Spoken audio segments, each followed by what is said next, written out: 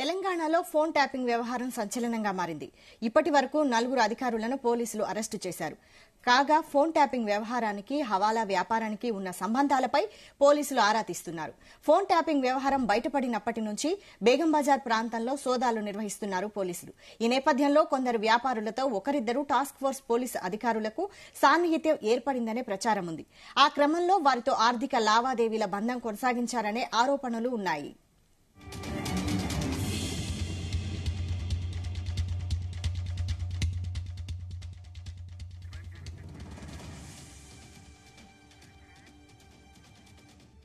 దీనిపై మరిన్ని details crime bureau chief Raviteja live లో అందిస్తారు. రవితేజ, ఫోన్ ట్యాపింగ్ వ్యవహారం సీనియర్ పోలీస్ అధికారులతో పాటు గత 10 ఏళ్లలో ఉన్నటువంటి బీఆర్ఎస్ రాజకీయ ప్రకంపనలు, వారి లింకులు, వారి పాత్రలపై కూడా విచారణ జరుపుతా ఉన్నాం. మొట్టమొదటిసారి అనేక సార్లు తెలంగాణని ఉమ్మడి రాష్ట్రాన్ని ఏలిన తర్వాత ఎప్పుడు కూడా ఇంత పెద్ద మొత్తంలో ఫోన్ ట్యాపింగ్ వ్యవహారం ఇన్ని మలుపులు తిరగలేదు. మొట్టమొదటిసారి కాంగ్రెస్ ప్రభుత్వం అధికారంలోకి వచ్చిన తర్వాత దీనిపైన ప్రత్యేక దృష్టి పెట్టి ఈ ఫోన్ ట్యాపింగ్ ద్వారా ఎవరెవరు లాభం పొందారు, ఎందుకు ఈ ఇల్లీగల్ యాక్టివిటీకి పాల్పడాల్సి వచ్చింది, రాజకీయ నాయకులది, ప్రతిపక్ష నాయకులది, ఇతర పార్టీలో ఉన్నటువంటి వ్యక్తులది, వార్ రూమ్ పేర్లతో ఫోన్ ట్యాపింగ్లు, హైదరాబాద్ లో జరుగుతున్నటువంటి ఇల్లీగల్ యాక్టివిటీస్ అన్నిటిపై కూడా ఫోన్ ట్యాపింగ్ పెట్టడము, వ్యాపారవేత్తలు, గోల్డ్ వ్యాపారవేత్తలు, ఇప్పటి వరకు సినిమా హీరోయిన్ల పేర్లు కూడా వెలుగులోకి వస్తా ఉన్నాయి. వాళ్ళ ఫోన్లను కూడా ట్యాప్ చేశారు.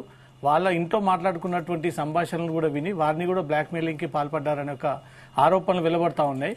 వీటిపైన కాంగ్రెస్ పార్టీ నుంచి కూడా నిన్న డీజీపీకి ఫిర్యాదు అందజేయడం జరిగింది.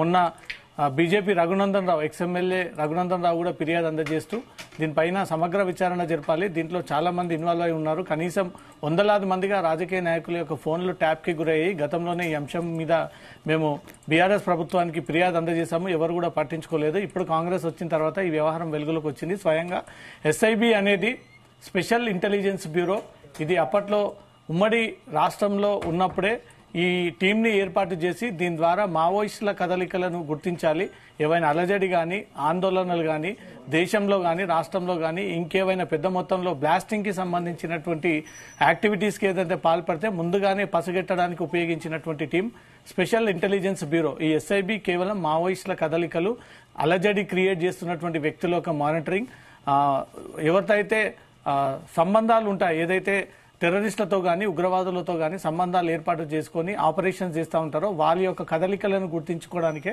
ఈ ఎస్ఐబి టీంని ఏర్పాటు చేసి దానికి అడిషనల్ డీజీ అధికారి హోదాలో ఉన్నటువంటి వారిని దాంట్లో చీఫ్ గా నియమిస్తూ ఉంటారు. గతంలో ఐజీగా ఉన్నటువంటి వ్యక్తులను కూడా చీఫ్ గా పెట్టి కొంత టీఆర్ఎస్ ప్రభుత్వానికి అనుకూలంగా చేసుకునేటువంటి టాక్టిక్స్ కూడా అక్కడ ఉపయోగించి వారి పార్టీకి అనుకూలంగా చేసుకుని పార్టీని బలం చేకూర్చే విధంగా, అక్రమంగా డబ్బులు సంపాదించే విధంగా ఈ ఎస్ఐబిని ఉపయోగించుకున్నారంటూ కూడా బీఆర్ఎస్ పార్టీ పైన అనేక ఆరోపణలు ఉన్నాయి. ఒకటొకటిగా అవి నిజంగానే వాస్తవాలు వెలుగులోకి వస్తా ఉన్నాయి, వాటికి సంబంధించినటువంటి ఆధారాలు కూడా వెలుగులోకి వస్తా ఉన్నాయి. ఇంతకు ముందే చెంచల్గూడ జైలు నుంచి అడిషనల్ ఎస్పీ హోదాలో ఉన్నటువంటి 2 అధికారులు తిరుపతన్న, భూజంగారావుని పోలీసులు అదుపులోకి తీసుకుని నేరుగా బంజారాహిల్స్ పోలీస్ స్టేషన్ కి తరలించినట్టుగా సమాచారం అందుతుంది. వారిద్దరిని మరి కాసేపట్లో పోలీసులు విచారణ చేపట్టనున్నారు. నిన్న ఏదైతే మొదటి నుంచి టాస్క్ ఫోర్స్ మాజీ డీసీపీగా ఉన్నటువంటి రాధాకిషన్ రావు, ఆ తర్వాత వెస్ట్ జోన్ ఇన్స్పెక్టర్ గా ఉన్నటువంటి గట్టుమల్లు, రాధాకిషన్ రావుని అధికారికంగా అరెస్టు చేస్తున్నామంటూ కూడా నిన్న పోలీసులు అధికారికంగా ప్రకటించడం జరిగింది. ఇదే వ్యవహారంలో గట్టుమల్లుని నిన్న నుంచి కూడా విచారణ చేపట్టినటువంటి పోలీసులు ఎందుకు ఈ హవాలా వ్యాపారుల్ని పదే కాంటాక్ట్ అవ్వాల్సి వచ్చిందంటూ కూడా గట్టుమల్లుని క్వశ్చన్ చేయడంతో రాధాకిషన్ రావు ఆదేశాల మేరకే నేను పదే ఈ హవాలా ట్రాన్సాక్షన్ వ్యక్తులని కలిసి వారితో మాట్లాడాలి, సంభాషణలు జరపాల్సి వచ్చింది, నాకు దీంతో సంబంధం లేదు అంటూ కూడా గట్టుమల్లు ఆ స్టేట్మెంట్ ఇచ్చినటువంటి వెంటనే గట్టుమల్లుని తిరిగి పంపించేసినట్టుగా తెలుస్తుంది. మళ్ళీ గట్టుమల్లుని పిలిచినప్పుడల్లా పోలీసులకు అందుబాటులో ఉండాలి, మీ పాత్రపై కూడా కొన్ని అనుమానాలు ఉన్నాయి, పిలిచినప్పుడు ఆ అనుమానాలపైన మీరు క్లారిటీ ఇవ్వాల్సి ఉంటుందనే దానిపై కూడా గట్టుమల్లికు చెప్పి పంపించినట్టుగా తెలుస్తుంది. ఇప్పుడు కీలకంగా ఉన్నటువంటి వ్యక్తి రాధాకిషన్ రావు, మాజీ టాస్క్ ఫోర్స్ డీసీపీగా పనిచేశారు, ఆ తర్వాత ఇంటెలిజెన్స్ చీఫ్ గా ఉన్నటువంటి ప్రభాకర్ రావు, ప్రణీత్ రావు, ఈ ముగ్గురు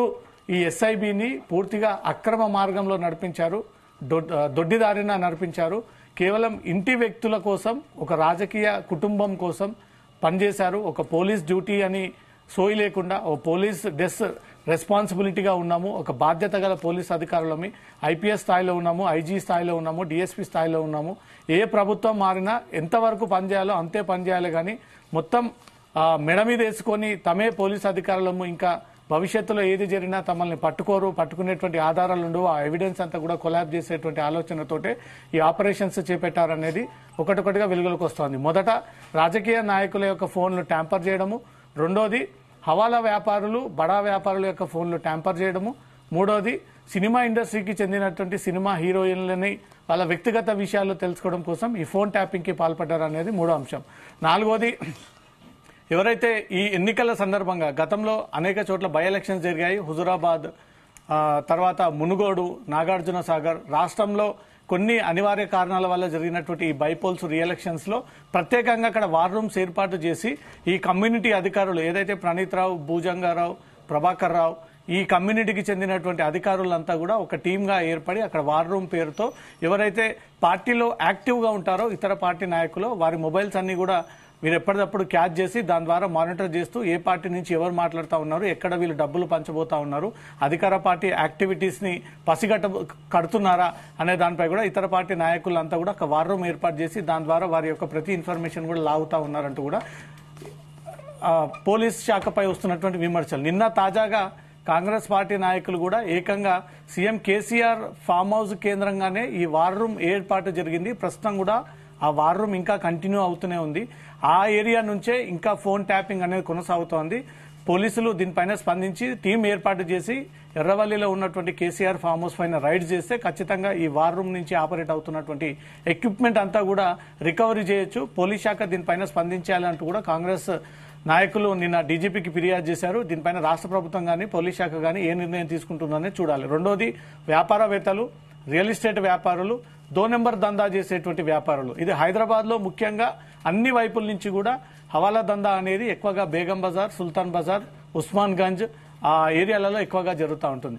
అదే ఏరియాని టార్గెట్ గా చేసుకుని కొంతమంది 1 to 10 మెంబర్స్ బడా వ్యాపారవేత్తల ఫోన్ నెంబర్ని ప్రణీత్ రావు ట్యాప్ చేసి దాంట్లో ఇన్స్పెక్టర్లని కొంత మేరకు ఇన్వాల్వ్ చేసి డీసీపీని కొంత మేరకు ఇన్వాల్వ్ చేసి ఎవరు ఎక్కువ కోట్లాది రూపాయలుగా హైదరాబాద్ తీసుకొస్తున్నారు, ఇక్కడ నుంచి కూడా వేరే రాష్ట్రానికి తరలిస్తా ఉన్నారో వాళ్ళని ఇమీడియట్ గా క్యాచ్ చేయండి, వారి చేతిలో ఉన్నటువంటి డబ్బునంతా కూడా తీసుకుంటామని సీజ్ చేస్తామని బెదిరించి దాంట్లో ఉన్నటువంటి సగం డబ్బును తీసుకుని ఈ ఇష్యూని క్లోజ్ చేయండి అంటూ కూడా పోలీసులకు పైనుంచి వచ్చినటువంటి ఆదేశాల మేరకు ప్రణీత్ రావు వ్యవహరించడము, దానికి డీసీపీని వాడుకోవడము, సిఐలను వాడుకోవడము, ఏసీపీలను వాడుకున్నట్టుగా కూడా ఇన్ఫర్మేషన్ వస్తూ ఉంది.